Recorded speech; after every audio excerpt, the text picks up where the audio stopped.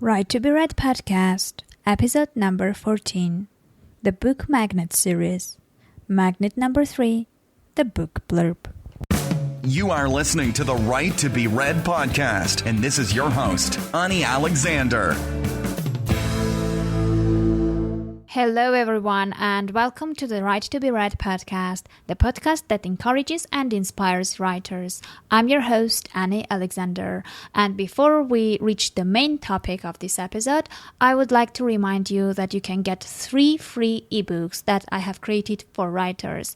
The first book will provide 365 writing prompts that will save you from any writer's block. The second book provides a checklist of everything you need to do after you've written your book.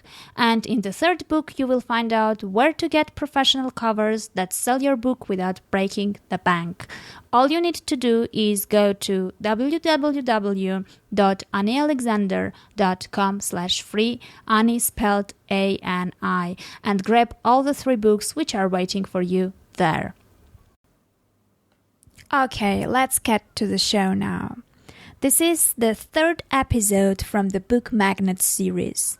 Within the series, we already spoke about the book cover and the book title. Today, we are at Book Magnet number 3, which is the book blurb.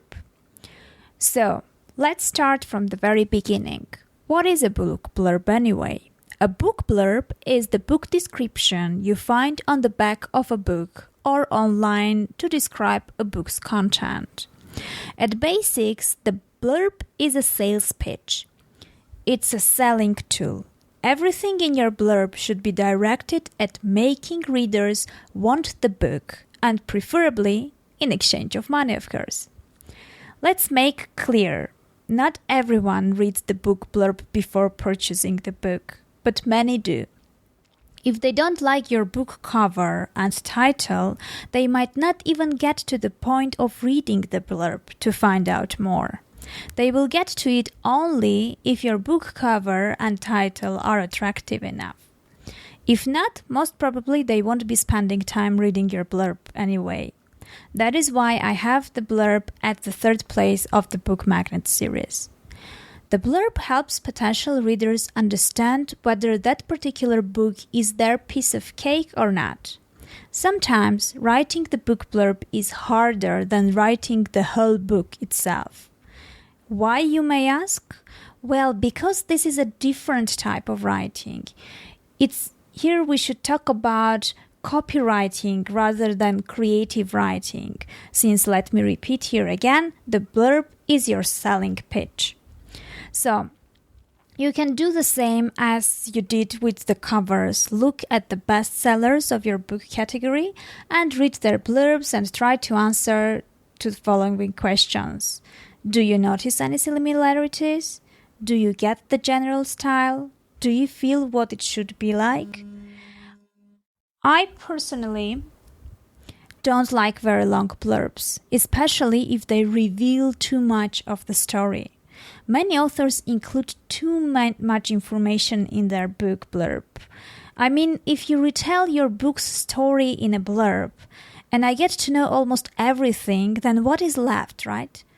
The book becomes too predictable, and then there is no reason to read it anymore. Instead of retelling the story, try to evoke curiosity and intrigue the reader so he wants to find out the details reading the book and not the blurb. Try to make it dramatic. What do your readers want in a blurb? They want drama. They want tension. They want to be hooked. If your blurb doesn't hook your readers, they are going to assume your book won't hook them either. As I already said, don't tell them everything, just the dramatic core of the story. Besides that, I think that the blurb should be written in the same voice and style as your novel. So think about the language you used to write the novel and go from there. As to the non-fiction book blurbs, it should give a quick indication of whom it is for and why they need it. The fiction blurb is different. It should show the atmosphere and indicate what kind of book it is, what genre, what style, etc. Also, the biggest mistake people do often is confusing short book blurb with a short synopsis. Don't confuse those two. So let's help you out and go through the differences. What is the difference between a book blurb and a short synopsis? A book blurb does not have a spoiler. It creates interest and curiosity and gets the reader's appetite to buy and read the entire book. A synopsis, on the other hand, is a summary of the whole story from the beginning till the end. Well, hopefully this episode was helpful, and thanks a lot for listening to it. If you like the Right to Be Read podcast, subscribe to it on iTunes to make sure that you don't miss an episode.